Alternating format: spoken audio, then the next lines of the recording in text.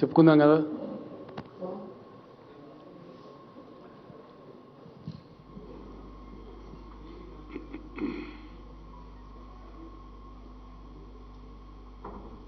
తెలంగాణ రాష్ట్రానికి సంబంధించినటువంటి వరి ధాన్యం కొనుగోలు మీద జరుగుతున్నటువంటి వ్యవహారంలో ఎన్నిసార్లు మేము నిరంతరంగా డిమాండ్ చేసినా కేంద్రం నుంచి ఇప్పటి వరకు ఉలుకు పలుకు లేదు, ఎటువంటి సమాధానం కూడా వస్తలేదు. మేము కోరిందల్లా ఏంటంటే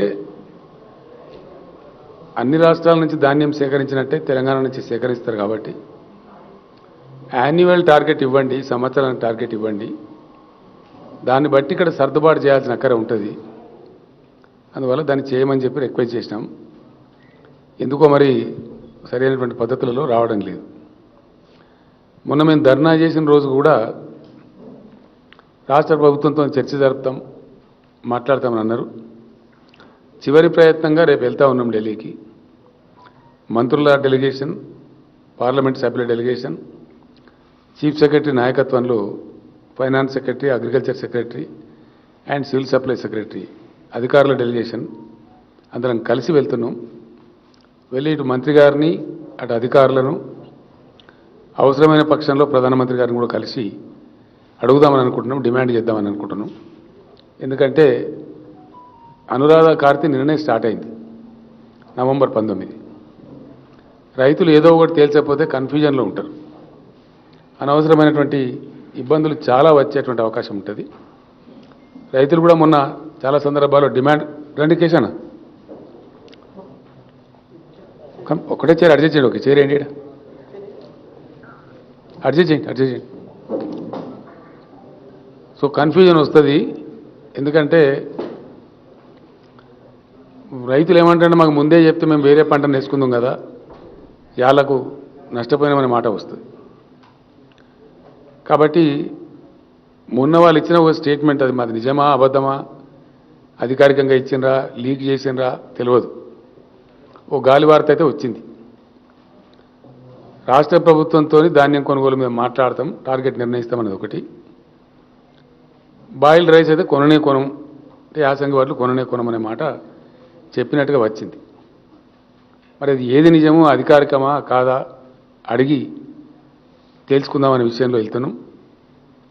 బహుశా ఒక 2 రోజులు పట్టచ్చు ఢిల్లీలో. దాని ధరిమిలా మన రైతాంగానికి ఏందనేది తెలియజేస్తాం. అదేవిధంగా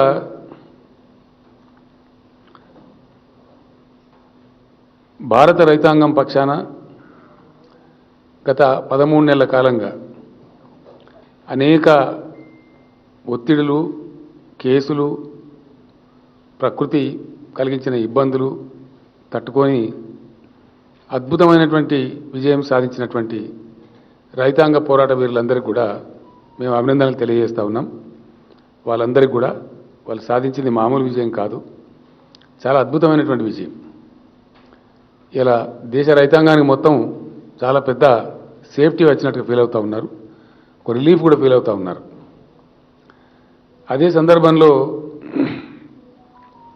ప్రధానమంత్రి గారిని మేము డిమాండ్ చేస్తూ ఉన్నాం, ఈ రైతు ఉద్యమాల దరిమిల వేల కేసులు, ఈవెన్ దేశద్రోహం లాంటి కేసులు కూడా పెట్టడం జరిగింది. బట్టిగా మీరేదో సారీ చెప్పి చేతులు దులుపుకుంటే కాదు, రైతుల మీద పెట్టినటువంటి మొత్తం కేసులు 1 నిమిషం లోపల వెంటనే ఎత్తివేయాలి. రైతుల మీదనే కాదు, దిశ అనే ఒక అమ్మాయి, కర్ణాటక రాష్ట్రం బెంగళూరు చెందిన అమ్మాయి సంఘీభావంగా ఒక ట్వీట్ చేస్తే కూడా ఆ అమ్మాయి మీద కూడా చాలా పెద్ద ఎత్తున దేశద్రోహం కేసు కూడా పెట్టినారు, ఇబ్బందులు కూడా కలిగించినారు. అట్లా ఇంకా అనేక మంది మీద పెట్టినారు. కాబట్టి ఇట్లాంటి కేసులన్నీ తక్షణమే ఎత్తివేయాలి. ఒక పాలసీ డెసిషన్ తీసుకున్న తర్వాత మళ్ళీ ఇంకా రైతులను వేధించడం కానీ ఆ కేసులు కొనసాగించడంలో కానీ అర్థం ఉండదు. కాబట్టి వెంటనే we demand the Honorable Prime Minister and Government of India to please withdraw all the cases which were filed against the farmers during the agitation. అది ధర్మంగా ఉంటుంది, న్యాయంగా ఉంటుంది. రెండవది కూడా మేము డిమాండ్ చేస్తూ ఉన్నాం, మొట్టమొదట సంఘీభావంగా ఇంత గొప్ప అద్భుతమైనటువంటి విజయాన్ని సాధించినటువంటి సందర్భంలో ఒక దుఃఖకరమైనటువంటి అంశం ఏంటంటే చాలా దుర్మార్గంగా కేంద్రం వ్యవహరించడం. దాదాపుగా 700 నుంచి 750 మంది రైతులు ఆత్మార్పణం చేసినారు, చనిపోయినారు ఈ పోరాటంలో భాగంగా. కొందరు గుండె జబ్బులు వచ్చి, కొందరు ఇంకోటి వచ్చి ఆ పోరాటంలో పాల్గొంటూ చనిపోయిన వాళ్ళు ఉన్నారు. కొందరు ఎక్కువ ఆవేశపడి చనిపోయిన వాళ్ళు ఉన్నారు. కొందరు ఒత్తిడికి లోనై చనిపోయిన వాళ్ళు ఉన్నారు. వాళ్ళందరికీ కూడా సంఘీభావాన్ని ప్రకటిస్తూ వాళ్ళ కుటుంబాలు కూడా బదారున పడదీయాల. భారత ప్రభుత్వం ప్రధానమంత్రి గారు స్వయంగా సారీ చెప్పి విడ్రా చూపమని చెప్పారు కాబట్టి ఆ కుటుంబాలను కాపాడే బాధ్యత కూడా భారత ప్రభుత్వం తీసుకోవాలి. అదేవిధంగా తెలంగాణ ప్రభుత్వం మా తరఫున తప్పకుండా ఆ కుటుంబాలను ఆదుకోవాలి అని చెప్పి వాళ్ళ వివరాలు ఏమని చెప్పి ఆ రైతు సంఘటన నాయకులను అడుగుతా ఉన్నాం. తెలంగాణ రాష్ట్ర ప్రభుత్వం నుంచి చనిపోయినటువంటి ఆ రైతు ఆందోళనలో చనిపోయినటువంటి ప్రతి కుటుంబానికి ఒక 3 లక్షల రూపాయల సహాయం ఎక్స్గ్రేషియా కింద మేము అందిస్తూ ఉన్నాం. ఒక 22.5 కోట్లు దానికి ఖర్చు అవుతుంది. దాన్ని మంజూరు చేసి ఆ నాయకులను సంప్రదించి వాళ్ళ కుటుంబాలకు మా మినిస్టర్లు అవసరమైన చోట నేను కూడా వెళ్ళి వాళ్ళ స్వయంగా దాన్ని అందజేసే ప్రయత్నం కూడా చేస్తాం. ఎందుకంటే వాళ్ళు చేసింది మామూలు పోరాటం కాదు, సాధించింది మామూలు విజయం కాదు, అద్భుతమైనటువంటి విజయం, చాలా స్ఫూర్తివంతమైనటువంటి విజయం. ప్రభుత్వం ఎంత కవ్వించినా, ఎన్ని రకాల బాధలు పెట్టినా, ఎన్ని కేసులు పెట్టినా, ఎన్ని నిర్బంధాలు పెట్టినా, ఎన్ని రకాల అవమానం చేసినా కానీ తట్టుకొని ఇంత సుదీర్ఘమైన పోరాటం చేసి అందులో ఆత్మార్పణం చేసిన వాళ్ళు ఎవరైతే ఉన్నారో వాళ్లకు నివాళులు కూడా అర్పిస్తూ ఉన్నాం. వాళ్ళ పోరాటాన్ని కీర్తిస్తూ ఉన్నాం. అమరులైనటువంటి ఆ రైతు కుటుంబాలను ఆదుకుంటూ ఉన్నాం. అదేవిధంగా కేంద్ర ప్రభుత్వం కూడా ఏదో సారీ చెప్పి చేతులు దులుపుకోవడం కాదు, అది మీ బాధ్యత. మీరు ఇలా మీ తప్పును గ్రహించినారు కాబట్టి దాని వెంటనే 25 లక్షల రూపాయలు ప్రతి కుటుంబానికి కేంద్ర ప్రభుత్వం కూడా ఇవ్వాలని చెప్పి మేము ప్రధానమంత్రి గారిని డిమాండ్ చేస్తూ ఉన్నాం. ఆ విధంగా ఆ కుటుంబాలను ఆదుకొని గొప్ప స్ఫూర్తిని ఇవ్వాలి. అది డెమోక్రసీకి అందం తెస్తుంది, ప్రజాస్వామ్యానికి గొప్ప మెరుగులు దిద్దుతుంది. ఇట్లాంటి సందర్భంలో గొప్పగా స్పందించడం అనేది చాలా గొప్ప విషయం అవుతుంది. కాబట్టి భారత ప్రభుత్వం వెంటనే శషబిషలు లేకుండా 2 విషయాలలో ఇమీడియట్గా ముందుకు రావాలి. ఒకటి, కేసులన్నీ ఎత్తివేయాలి. పెట్టినటువంటి కేసులు నంబర్ 1, చనిపోయినటువంటి ప్రతి రైతు కుటుంబానికి 25 లక్షలు ఎక్స్గ్రేషియా ఇవ్వాలి. నంబర్ 2. నంబర్ 3, కనీస మద్దతు ధర చట్టాన్ని తీసుకొని రావాలి. ఈ దేశంలో ఖచ్చితంగా చట్టం తీసుకొని రావాలి. ఆ పోరాటంలో మేము కూడా భాగస్వామ్యంగా ఉంటాం. రాబోయే పార్లమెంట్ సమావేశాల్లో కూడా ఆ విషయం మీద పోరాటం చేస్తాం. ఎందుకోసం అంటే దేశానికి అన్నం పెట్టే రైతు అడుగుతున్నది మినిమం సపోర్ట్ ప్రైజే. వాళ్ళు మ్యాక్సిమం సపోర్ట్ ప్రైజ్ అడుగుతలేరు, అడుగుతున్నది కనీస మద్దతు ధర. పంట వేస్తే మాకు ఇంత వస్తుంది అని ఒక ధీమా, ఒక భరోసా మాకు ఉండవలసిన అక్కరే ఉన్నది. మేము దళారుల పాలో వ్యాపారుల పాలో కాకుండా గౌరవంగా జీవించే పద్ధతి ఉంటుంది అని ఇవాళ దాదాపు 15 కోట్ల రైతు కుటుంబాలు డిమాండ్ చేస్తూ ఉన్నాయి. ఇది చాలా న్యాయమైన డిమాండు, సముచితమైన డిమాండు. కాబట్టి తప్పకుండా ఖచ్చితంగా భారత ప్రభుత్వం ముందుకు వచ్చి ఈ యొక్క కనీస మద్దతు ధర యాక్ట్ను కూడా వచ్చే పార్లమెంట్ సమావేశాలలోనే పెట్టాలి. దాని మీద కూడా మా పార్టీ తరఫున మేము అక్కడ పోరాటం చేస్తాం. తప్పకుండా కేంద్రం మంచిగానే స్పందిస్తుందని చెప్పి మేము భావిస్తూ ఉన్నాం. దీన్ని పాజిటివ్గా తీసుకోవాలి తప్ప నెగిటివ్ తీసుకోవాల్సిన అవసరం లేదు. కాబట్టి ఆ విధంగా ముందుకు రావాలని చెప్పి మేము కోరుతా ఉన్నాం. ఎందుకంటే గతంలో కరోనాకు సంబంధించి వీడియో కాన్ఫరెన్స్ జరిగిన సమయంలో కూడా నేను ప్రధానమంత్రి గారికి కుండ బద్దలు కొట్టినట్టు చాలా స్పష్టంగా చెప్పడం జరిగింది. ఆత్మనిర్భర్ భారత్ అని చెప్పి మాట్లాడితే आत्मनिर्भर कृषि इस देश में बहुत ही आवश्यक है, इसीलिए कि हम बहुत बड़ी आबादी वाला देश है. हमारा पॉपुलेशन आज 140 करोड़ के करीब करीब जा रहा है.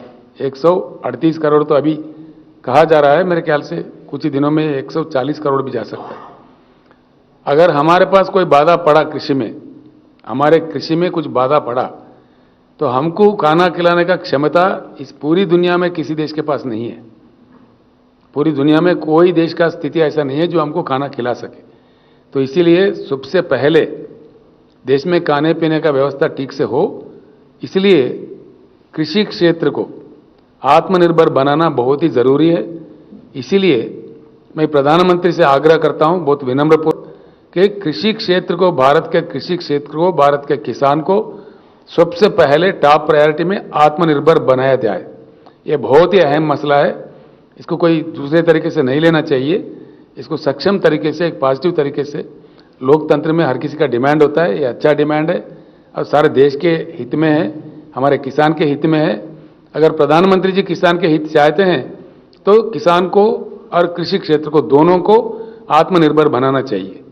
इसीलिए हम ये डिमांड कर रहे हैं। तो తర్వాత అదేవిధంగా ఈ మినిమం సపోర్ట్ ప్రైస్ తేవడం ద్వారా, అదేవిధంగా కేసులు ఎత్తివేయడం ద్వారా, కృషి క్షేత్రను ఆత్మనిర్భరం చేయడం ద్వారా, రైతు లోకంలో ఒక ఆత్మవిశ్వాసం కలిగించడం ద్వారా చాలా మంచి పని చేసిన వాళ్ళం అవుతాం.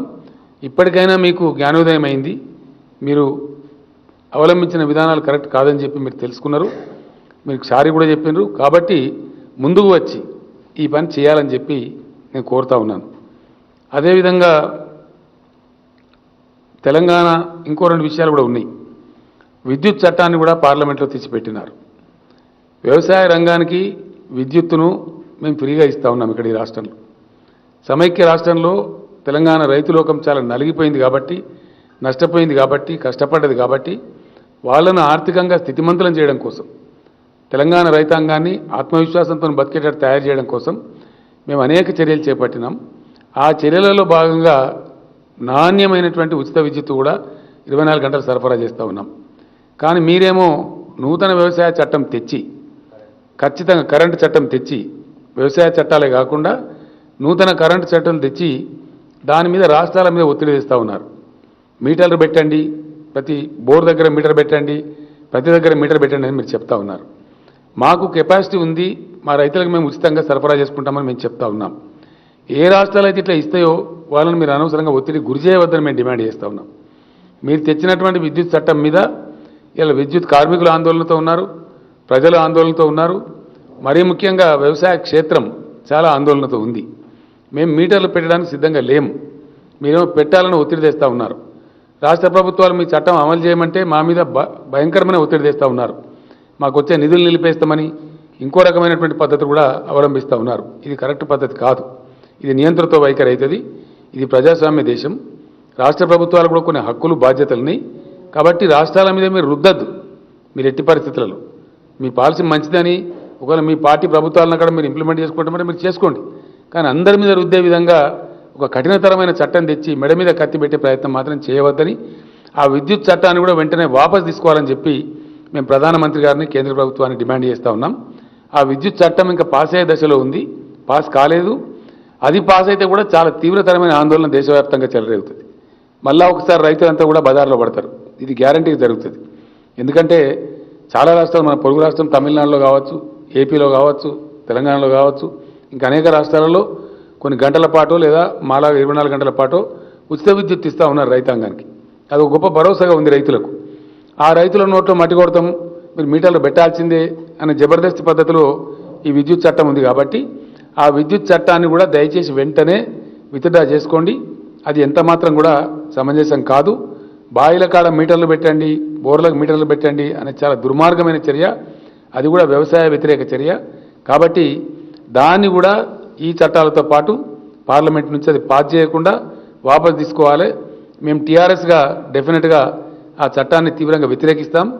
లోక్సభలో, రాజ్యసభలో మాకున్న శక్తి మేరకు తప్పకుండా దాని మీద కూడా ఫైట్ చేస్తామని చెప్పి నేను తెలియజేస్తా ఉన్నా.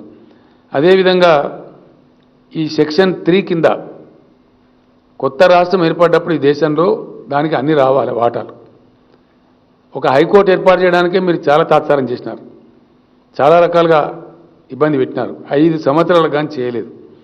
అదేవిధంగా 7 సంవత్సరాలు అయిపోయి 8వ సంవత్సరం జరుగుతున్న సందర్భంలో కూడా ఈరోజు కూడా నీటి వాటర్ పంపకాలు, నీటి వాటాలు తేల్చండి.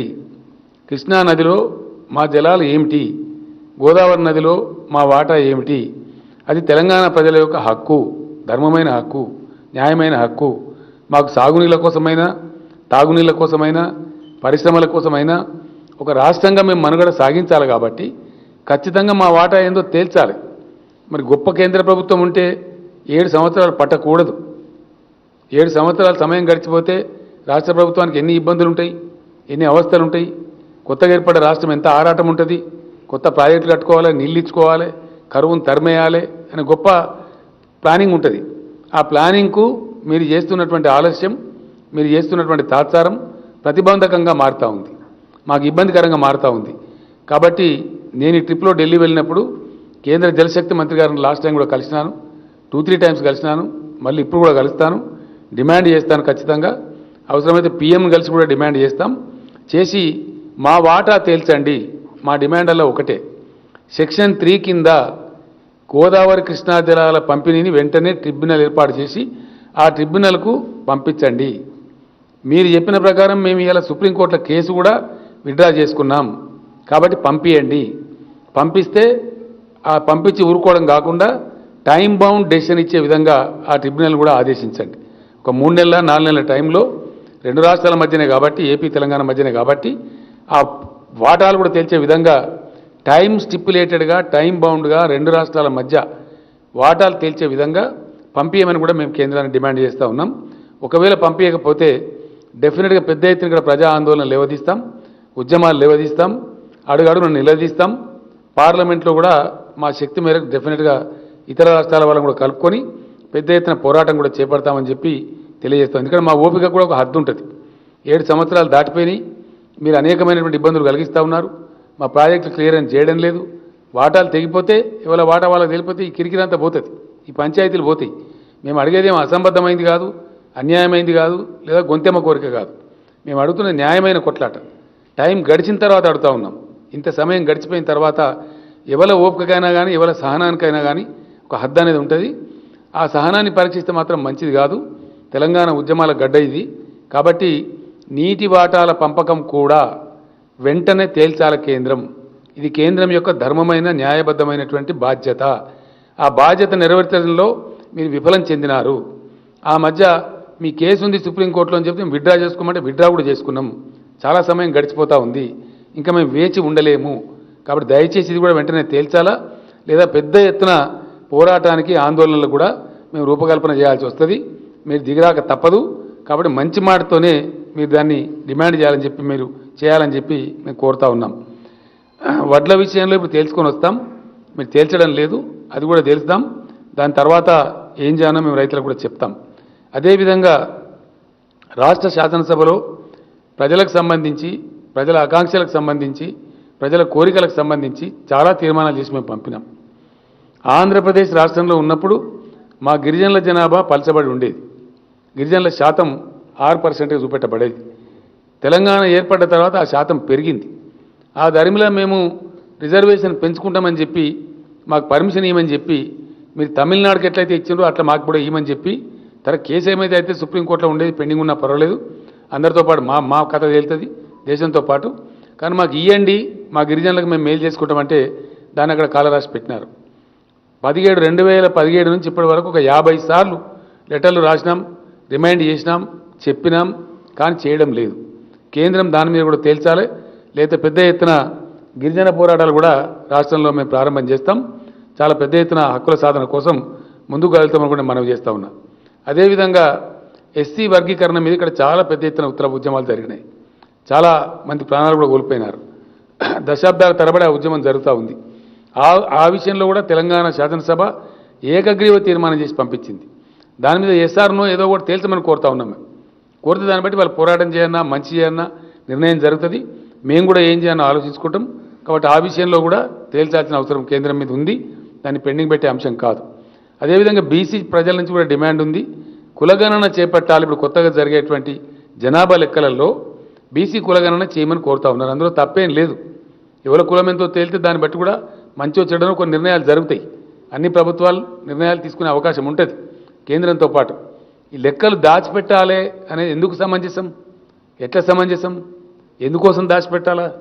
పారదర్శకంగా ఉంటామని చెప్పే ప్రభుత్వాలు ఎందుకు లెక్కలు దాచిపెట్టాలి? అవసరమేంది?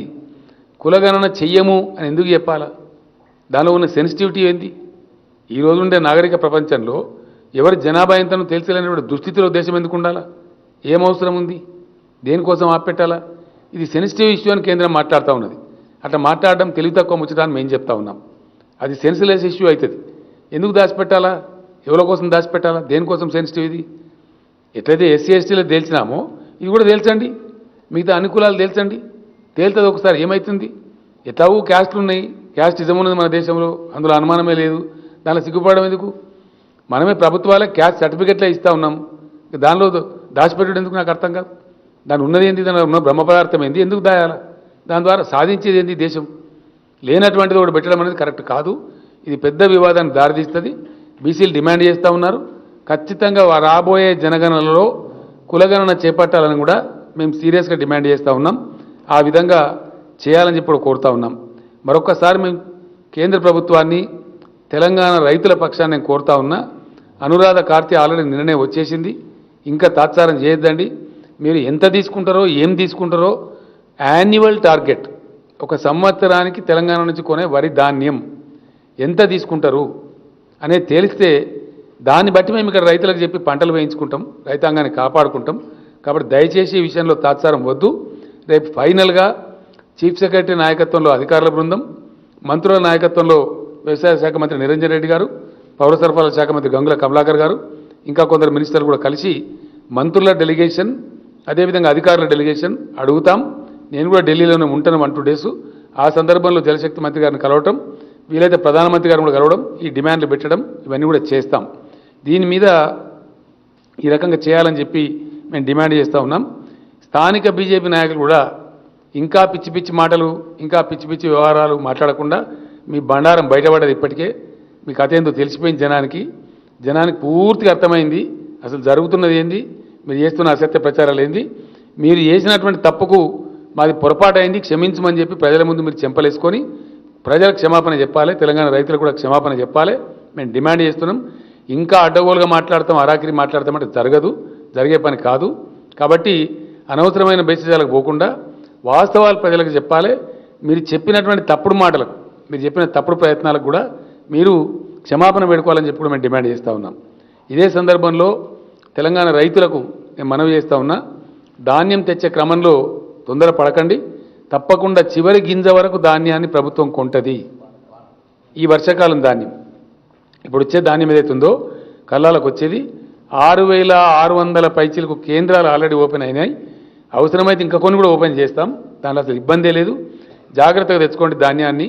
కొయ్యని వాళ్ళు తొందరపడకండి. ఇంకొక 3-4 రోజులు వర్షం ఉంటుందని చెప్తున్నారు. కోసి అనవసరంగా పెడితే తడిసిపోయి రంగు మారిపోయి దెబ్బతినే ప్రమాదం ఉంటుంది. కోతలు కాని వాళ్ళు కొయ్యబోకండి, 2 రోజులు కొయ్యండి. కోతలు అయిన వాళ్ళేమో జాగ్రత్తగా తీసుకొని రండి. ఆ విధంగా ఇబ్బంది పడే అవసరం లేదు. కొద్దిమంది రాజకీయ బేహారులు, వాళ్ళకి ఎక్కడేం పని లేదు, తల లేదు, తోక లేదు, బాధ్యత లేని వాళ్ళు వచ్చి అడగోలుగా పిచ్చి పిచ్చిగా మాట్లాడుతూ ఉన్నారు. వాళ్ళని అక్కడ రైతులను నిలదీస్తూ ఉన్నారు. కాబట్టి మీరు ఈ చిల్లరగాలు చేసేటువంటి వాటికి గురి కాకుండా నిదానంగా జాగ్రత్తగా మీ ధాన్యాన్ని తెచ్చుకోండి. చివరి గింజ వరకు కూడా ఈ వానాకాలం పంటను రాష్ట్ర ప్రభుత్వం కొనుగోలు చేస్తుంది. తప్పకుండా మీ డబ్బులు కూడా చెల్లిస్తుంది. గతంలో చెల్లించిన మాదిరిగా, నేను గతంలో చెప్పిన మాదిరిగా రైతు బంధు కూడా యాసంగి కోసం డబ్బులు సిద్ధం చేస్తూ ఉన్నాం. టంచనగా రైతు బంధు కూడా మీకు ఇవ్వడం జరుగుతుంది. బ్రహ్మాండంగా సంతోషంగా యాసంగి పంటలు పండియండి. ఏ పంటలు పండియాలనేది ఢిల్లీకి పోయి వచ్చిన తర్వాత, మరి వరి వేయమంటారా వేయొద్దంటారా, ఆ కేంద్రం యొక్క నీతి ఏంది తెలిస్తే వారు మరి బీరాలు పలికినరా వటిగానే చెప్పినరా అవన్నీ తేలిపోతాయి. తేలిన తర్వాత ఏం చేయాలనో వ్యవసాయ శాఖ మంత్రి గారు ప్రకటిస్తారు, లేదా నేనే ప్రకటిస్తాను, ఎవరమోగలం ప్రకటిస్తాం స్పష్టంగా. ఆ ప్రకారం సంతోషంగా వ్యవసాయం చేసి ముందుకు పోవాలని చెప్పి కూడా తెలంగాణ రైతులను కోరుతా ఉన్నా. Thank you.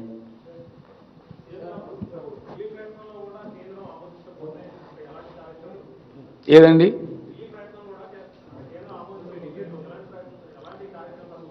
ఒకటి మాత్రం వాస్తవం అండి, డెఫినెట్గా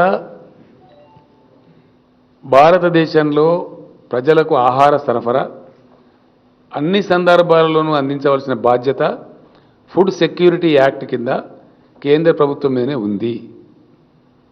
భారతదేశంలో 2 రకాల భోజనం చేస్తారు, అయితే రైస్ తింటారు, లేకపోతే రొట్టె తింటారు. రైస్ తినేది కూడా చాలా పెద్ద జనాభా ఉంది. కాబట్టి ఈ రైసు సేకరణ కేంద్రం చేస్తూ ఉంది. మేము అడుగుతున్నదల్లా కేంద్రం చేయాల్సిందే, తప్పదు. మనకే 25 లక్షల టన్నులు ఇస్తారండి. మన రాష్ట్రం యొక్క అవసరమే పీడిఎస్ కింద 25 లక్షల టన్నుల బియ్యం మనమే పంచిపెడతాం. అంటే 60 లక్షల టన్నులు మనకే ఉపయోగపడుతుంది, మన దగ్గర బండిది. గతంలో లేనప్పుడు అక్కడి నుంచి ఇక్కడి నుంచి సరఫరా చేసేది, కానీ 60 లక్షల టన్నులు అయితే మన అవసరమే ఉంటుంది ఇక్కడ. అది కాక మన ప్రైవేట్లో కూడా ఇంకో 10 లక్షల టన్నులు ఉంటుంది. వీళ్ళు గొప్ప చేసేదేం లేదు. కాబట్టి టార్గెట్ కరెక్ట్గా ఇస్తే దాని ప్రకారంగా మేము పంటలు వేయిస్తాము, మా రైతులకు నేర్పుకుంటాము. ఖచ్చితంగా వాళ్ళు తీసుకోవాల్సిందే. మేము అడుగుతున్నదల్లా ఎంత ఇస్తారు, ఎందుకంటే మాకు అనుభవం చేదుగా ఉంది. మేము 90 లక్షలు తీసుకోమని అడిగినాం, వాళ్ళు 40 లక్షలు అన్నారు. కాదండి మాది ఎక్కువ ఉన్నదని చెప్పినాం, లేదు మీరు తక్కువ ఉన్నదన్నారు. ఆధారాలు తీసుకుపోయి ఇచ్చినాం. మళ్ళీ వాళ్ళే ప్రకటించారు ఇప్పుడు 58,66,000 ఎకరాలలో వరి పంట ఉంది మీ దగ్గర, వాస్తవమే అని వాళ్ళే ఇచ్చారు. మరి ఆ రకంగా వాళ్ళు తేల్చాలి కదా. మేము అడుగుతున్నదల్లా జరుగుతూ ఉంది కరస్పాండెన్స్. ఏం జరుగుతుందో తేలుస్తాం, తేల్చిన తర్వాత మేము చెప్తాం, ప్రజలకు చెప్తాం. మేమేమంటున్నామంటే ఏ సందర్భంలో ఎవరిని కలుపుకొని పోవానో వాళ్ళని కలుపుకొని పోతాం, ఆ సందర్భాన్ని బట్టి, ఆ స్టేజ్ని బట్టి. ఏందండి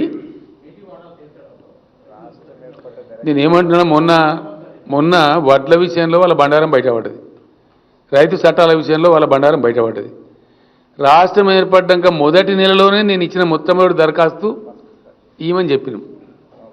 ఇది ఇంకింత సిగ్గు తీసుకోవడం వాళ్ళు మాట్లాడితే, మరింత పరుగు తీసుకొని బట్టలిప్పుకోవడం తప్ప ఏముండదు. ఎందుకంటే నేను ఒక మాట చెప్తాను, ఏం అడ్డమవుతుందా నీకు ట్రిబ్యునల్కి రెఫర్ చేయడానికి?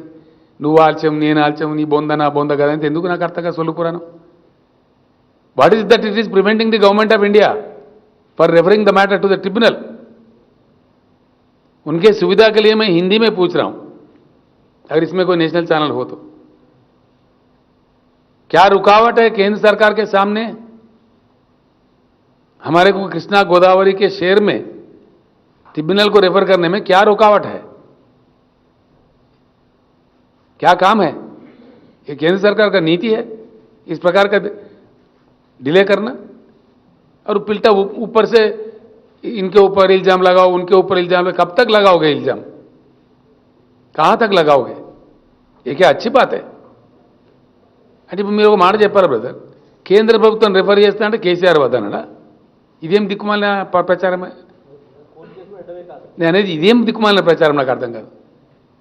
కేంద్ర ప్రభుత్వం మీరు రిఫర్ చేస్తామంటే వద్దన్న కుక్కలు కొడుకేవాడు ఎవడన్నా వద్దంటాడా ఈ దేశంలో?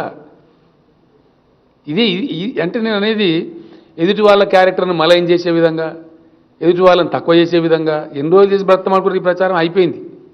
ఇప్పుడు మీ బండారం బయటపడ్డది. ఎన్ని మాట్లాడిందండి రైతు ఉద్యమం మీద? మూర్ఖులంటే, ఆందోళన జీవులంటే, పిచ్చోళ్ళంటే, ఉగ్రవాదులంటే, ఖలిస్తాన్వాదులంటే, ఇలా తీరా దేశం ముందుకు వచ్చి మీరు క్షమాపణ వేడుకుంటున్నారు. ఇంకా కూడా సిగ్గు రావడం లేదా మీకు? ఇంకా కూడా ఇట్లా మాట్లాడేటోళ్ళకు ఏం వితండవాదం ఇది? ఇవన్నీ అనవసరమైనటువంటి పనికిమాలినటువంటి పనులు. మీరు చేయాల్సినటువంటిది కేంద్ర ప్రభుత్వంగా మీకు బాధ్యత ఉంది కాబట్టి మంచి మాటతో చేయండి.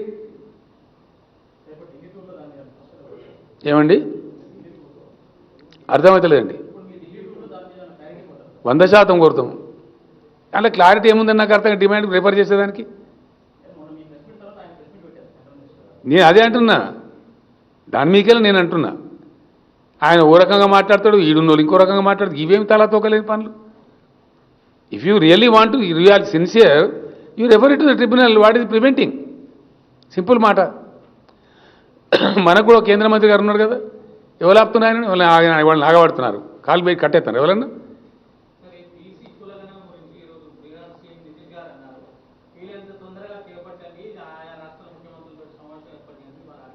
మంచి డిమాండ్, సమంజసమైన డిమాండ్ చేపట్టాలని మేము డిమాండ్ చేస్తాను. మేము అసెంబ్లీలోనే తీర్మానం చేసి పంపించినాం యునానిమస్గా. ఈ తాత్సారాలు మంచి కావు. ప్రజలు కోరుతున్నప్పుడు చేయాలి ప్రజాస్వామ్యంలో, తప్పింది. Thank you.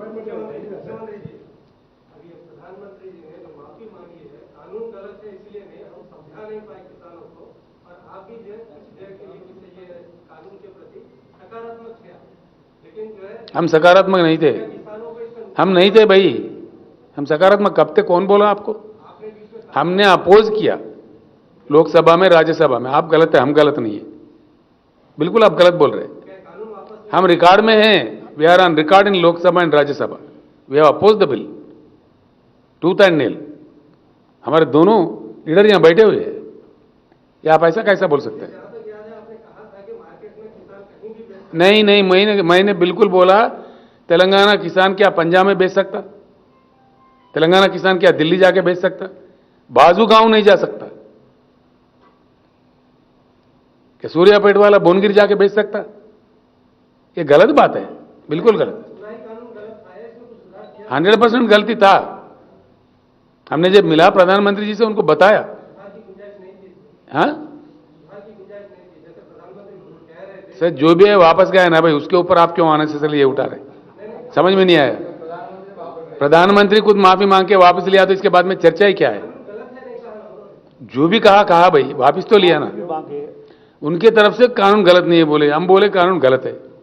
जिस किसी भी तरीके से कानून को वापस लिया गया, खुश रहो और क्या।